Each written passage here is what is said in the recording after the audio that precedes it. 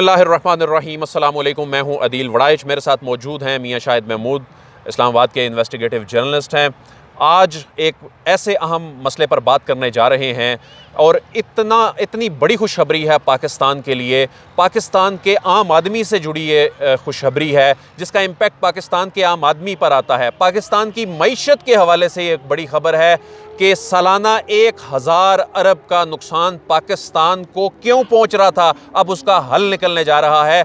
पाकिस्तान के law and order situation से जुड़ी ये खबर है कि पाकिस्तान में ये जो दहशत गर्दी हो रही थी गुज़िश्ता कई सालों से, जिस पर अल्हम्दुलिल्लाह काबू भी पा लिया गया है, और अब इसका मुस्तकिल सदेबाब होने जा रहा है। और इसका क्रेडिट हमारी पाक फ़ौज के जवान जो 2280 किलोमीटर से ज़ायद रकबे पर जो बाढ़ लगाई जा रही है पाक अफ़गान बॉर्डर पर, इसका क्या इम्पैक्ट आने जा रहा है, क्योंकि ये बताया जा रहा है कि 1800 किलोमीटर तक के रकबे पर यह बाढ़ लगाई जा चुकी है। मियाँ शाहिद साहब से बात करेंगे कि इससे होने क्या जा रहा है। मियाँ साहब अस्सलाम वालेकुम। वालेकुम अस्सलाम। मियाँ शाहिद साहब, ये कहने का तो एक बाढ़ है जो बॉर्डर पे लगाई जा रही है, लेकिन पाकिस्तान को इसका क्या फ़ायदा होने जा रहा है? देखिए अदील, जो पाक अफ़गान सरहद है इस पर 350 के करीब क्रॉसिंग है जो जहाँ से इजीली क्रॉसिंग हो सकती है। आपने देखा है कि इस पार और उस पार हम जितने भी एरियाज़ हैं उनके मसाइल भी एक हैं, वसाइल भी एक हैं, उनका कल्चर भी एक है, ज़बान भी एक है। वो आ जा सकते हैं। 1983 से लेकर अब तक उनको जो है फ्रीली एग्रीमेंट के तहत जो है वो आना जाना था। जिसका सबसे बड़ा नुकसान जो हुआ वो ये हुआ कि वहाँ पर जो स्मगलिंग है वो बहुत ज़्यादा हो गई। पाकिस्तान और अफ़गानिस्तान के दरमियान अगर देखा जाए कि जो तजारत का हुजम है वो 1 अरब 15 करोड़ डॉलर रह गया। अच्छा, ये 2.5 अरब डॉलर हुआ करता था, यानी ये गिर गया। ये गिर गया। अच्छा, ये गिरा क्यों? वहाँ पर जो स्मगलिंग होती है वो बेतहाशा होती है। मैं कल FBI के ज़राए से भी पता किया, FBI मैंने कॉल की, वहाँ से भी पता किया, दीगर मैंने रिसर्च की।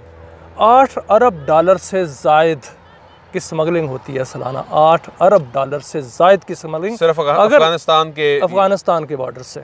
अगर इस आज की करेंसी के हिसाब से उसका हिसाब लगाया जाए तो 1000 अरब रुपया बनता है सालाना जो स्मगलिंग की नज़र होता है। ज़िंदगी की ज़रूरियात की हर चीज़ स्मगल होती है।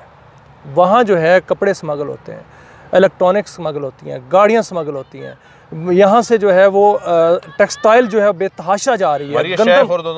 गंदम जो है वो एक्सपोर्ट में स्मगल हो जाती है। देखिए, एक्सपोर्ट जो है वो 95 करोड़ डॉलर्स है और जो इंपोर्ट हैं वो जो है वो 20 करोड़ डॉलर हैं। तो 1 अरब 15 करोड़ डॉलर की जो लीगल हमारी ट्रेड है वो तो कुछ भी नहीं है, कोई वॉल्यूम नहीं है। लेकिन यहाँ से अफ़गानिस्तान किन किन के साथ जुड़ा हुआ है ये देखें। अफ़गानिस्तान जो है सेंट्रल एशियाई रियासतों के साथ जुड़ा हुआ है। इसके अलावा अफ़गानिस्तान ही वो सबसे बड़ा डिपो है जहाँ से इंडिया में माल जाता है। और जो पाकिस्तान से चीज़ें ममनू हैं, जो पाकिस्तान तजारत नहीं कर सकता पाकिस्तान इंडिया के साथ, वो इस थ्रू जो है वो बाहर जाती हैं और वो इंडिया में जाती हैं। आप देख लें कि नमक की बात हम पहले क्या करते थे। नमक जो है वो जो हमारा उनके साथ मुआहदा है या जो तजारत होती होगी, जो बंद भी हो गई है और बंद भी जाना भी नहीं चाहिए, वो नमक इसी रास्ते से जो है स्मगल होके जाता है। और हमारा जो हिमालयन नमक है और हमारा जो सोना है वो वहाँ पर जो कौड़ियों के बोझ आ रहा है। इसी तरह मंशियात की स्मगलिंग अपनी जगह है, वो भी रुक जाएगी और रुक गई है, जो कि 1800 किलोमीटर एरिया जिसमें 13 बड़े पॉइंट्स हैं। 13 बड़े पॉइंट्स हैं जो एंट्री पॉइंट्स हैं जहाँ से ट्रैफिक भी जा सकती है, और 350 जो हैं वो छोटे पॉइंट्स हैं जहाँ से स्मगलिंग जो है बेतहाशा होती थी वो सारी रुक गई। यानी 1000 अरब रुपया सालाना हमारा जो है वो बचेगा, जो हमें फ़ायदा होगा। अब जो ट्रेड होगी वो लीगल होगी, अब जो कस्टम होगा वो भी मिलेगा, ड्यूटीज़ भी मिलेंगी, और वो जो वॉल्यूम जो ट्रेड का है वो भी बढ़ेगा। क्योंकि सेंट्रल एशियाई रियासतों का इस वक्त वाहिद सोर्स जो है वो या चीन की तरफ से है या अफ़गानिस्तान की तरफ से है, उसके साथ लगते हैं। अच्छा, तो ये बहुत बड़ा फ़ायदा। मियाँ साहब, ये जो आपने फिगर्स बताए, इतने ये जो अमरीकी डॉलर्स, ये अरबों डॉलर्स जो हैं, ये स्मगलिंग की मद में पाकिस्तान को इतना नुकसान हो रहा था। हमारी इकॉनमी स्ट्रीमलाइन होगी, एक्सपोर्ट्स होंगी, प्रॉपर पाकिस्तान में जो इस हवाले से डॉलर आएगा। लेकिन अभी जो कुछ हो रहा है, ना सिर्फ ये हमारी इकॉनमी को हिट कर रहा है, बल्कि जो हमारे मुल्क में चीज़ों की किल्लत हो जाती है, उसकी बड़ी वजह भी यही बॉर्डर मैकेनिज़्म जो है ये ना होना है। माजी में इस पर तवज्जो ही नहीं दी गई थी। और अब ना सिर्फ वहाँ पर हर चंद किलोमीटर के बाद चौकियाँ बनाई जा रही हैं मियाँ साहब, बल्कि वहाँ पर फोर्ट्स बनाए जा रहे हैं, वहाँ पर किले बनाए जा रहे हैं।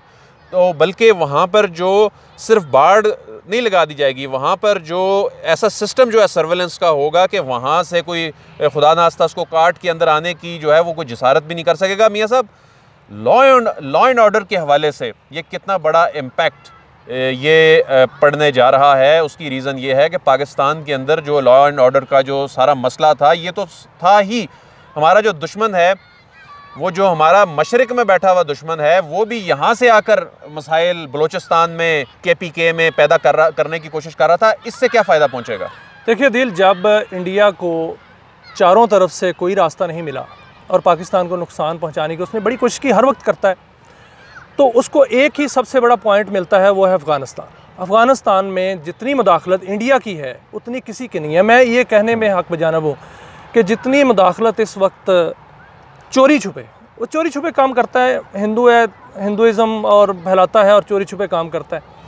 और चोरी छुपे जितनी मुदाखलत इंडिया की अफ़गानिस्तान में है, इतनी अमेरिका की भी नहीं होगी। और वहीं से जितनी दहशतगर्दी आती थी और आती है, अभी भी आ रही है, अभी भी हो रही है, एका दोका वारदातें जो हैं वो होती हैं, वहाँ से लोग आते हैं, फायरिंग करके चले जाते हैं, ये हो रही हैं। अब जो फोर्ट्स बनेंगे और चौकियाँ बन रही हैं, उनसे उनकी मॉनिटरिंग होगी। पूरी दुनिया में जो पाकिस्तान का इमेज ख़राब हुआ दहशतगर्दी की वजह से, और जो इंडिया ने यहाँ पर जो है वो अपने जो डेरे लगाए हुए थे जनूबी वज़ीरिस्तान में और शुमाली वज़ीरिस्तान में, यहाँ से उनकी कमर तोड़ दी गई। अब वो वहाँ वो सरहद पार से जो है वो आकर जो है वो कार्रवाइयाँ करते थे, वो भी अब रास्ता बंद हो गया। जब ये बंद हो गया है और ये बंद हो जाएगा इंशाल्लाह, तो ये जो एरियाज़ हैं ये बड़े रिच हैं, ये इकनॉमिक वैल्यूज़ के हवाले से बहुत रिच हैं। यहाँ पर इस एरियाज़ में मिनरल्स, इस एरिया में जो मुख्तलिफ़ किस्म के बेहतरीन जो है पत्थर मौजूद हैं। वहाँ पर उस एरिया जो पट्टी है, वहाँ पर ऑयल एंड गैस के ज़खायर हैं, बहुत बहुत बड़े ज़खायर। अच्छा, वो जो हैं वो हमारे अपने इस वक्त वो उसको हम आराम से एक्सप्लोर कर सकते हैं। वहाँ से ऑयल और गैस निकल आगे जो CPEC है, जो गेम चेंजर है, पूरी दुनिया की नज़रें इसके ऊपर हैं और दुश्मन जो है इसको सबूताज भी करना चाहता है, वो भी प्रोटेक्ट हो जाएगा। बिल्कुल हो जाएगा। ऐसा होगा भी नहीं कि दुश्मन जो है उसको सबूताज नहीं कर सकेगा।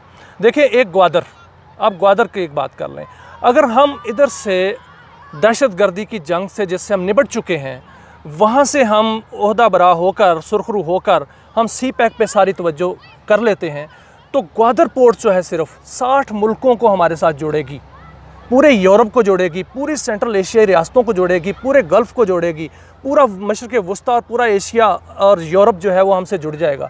और ये एक रास्ता, वाहिद रास्ता बन जाएगा सबके लिए और चीन के साथ, कि जो यहाँ से पाकिस्तान के अंदर से होकर गुजरेगा। पाकिस्तान इस खित्ते का अमीर तरीन मुल्क बन जाएगा। सिर्फ ये दो चीज़ें थीं, एक बेतहाशा स्मगलिंग और एक दहशतगर्दी, उसका अब जो है वो हल कर लिया जा चुका है। और जो जब ये बाढ़ मुकम्मल हो जाएगी, और मुकम्मल बहुत हद तक हो भी चुकी है, और ये दोनों चीज़ें ख़त्म हो जाएंगी और पाकिस्तान की जो मईशत है वो मजबूत हो जाएगी और पाकिस्तान का मुस्तकबिल इस हवाले से बहुत रोशन है। बहुत बहुत शुक्रिया। मियाँ शाहिद साहब हमारे साथ मौजूद थे और इन्होंने बताया कि ये पाक अफ़गान बॉर्डर के ऊपर ये जो फेंसिंग हो रही है, जो कि पाक फ़ौज के जवान कर रहे हैं, ये बहुत ही बड़ा मुश्किल टास्क था, ना सिर्फ ये माली लिहाज से, बल्कि वहाँ की जो सूरत हाल है, सिचुएशन ऐसी है कि ये ह्यूमनली इतना आसान नहीं था जो कि किया जा रहा है। और इससे आने वाले दिनों में पाकिस्तान की मईशत पर बहुत ही मुस्बत असरात इसके पड़ने जा रहे हैं। जो अमन के हवाले से भी, लॉ एंड ऑर्डर की जो सिचुएशन थी, जो उस वजह से डिस्टर्ब होती थी, वहाँ से दहशतगर्द दाखिल होते थे, ये इस मसले का मुस्तकिल हल निकलने जा रहा है। दिल वड़ाइच को इजाज़त दीजिए, आपसे फिर मुलाकात होगी। अल्लाह हाफ़िज़।